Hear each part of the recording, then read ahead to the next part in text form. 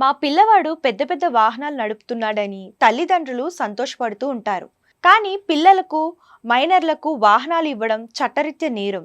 వారు డ్రైవింగ్ బాగా నేర్చుకున్నా కూడా వారి వయస్సు, పరిణితి వాహనాలు నడపడానికి సరిపోవని మోటార్ వెహికల్ యాక్ట్ చెబుతోంది.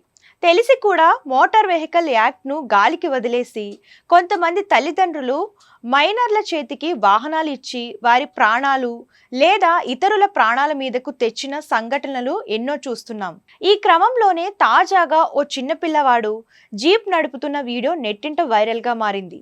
వీడియోను శనివారం ఎక్స్ వేదికగా టీవీఎస్ ఆర్టీసీ ఎండి విసి సజ్జనార్ ట్వీట్ చేశారు. పిల్లల విషయంలో తల్లిదండ్రుల అతి గారాబం పనికిరాదు.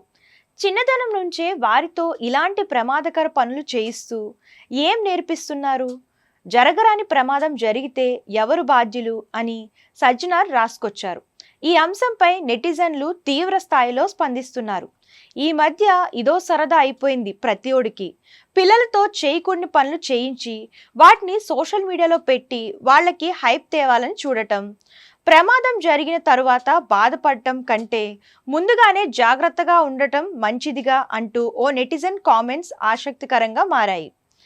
పిల్లల వయసుకు తగ్గ పనులు చెయ్యాలని, వారి కుటుంబానికి కౌన్సిలింగ్ ఇవ్వాలని ఓ నెటిజన్ కామెంట్ పెట్టాడు.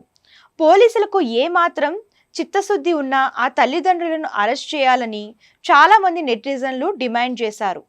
వారిని 24 గంటల పాటు జైల్లో పెట్టాలని హైదరాబాద్ సిపి సివి ఆనంద్కు ఓ నెటిజన్ ట్యాగ్ చేశారు.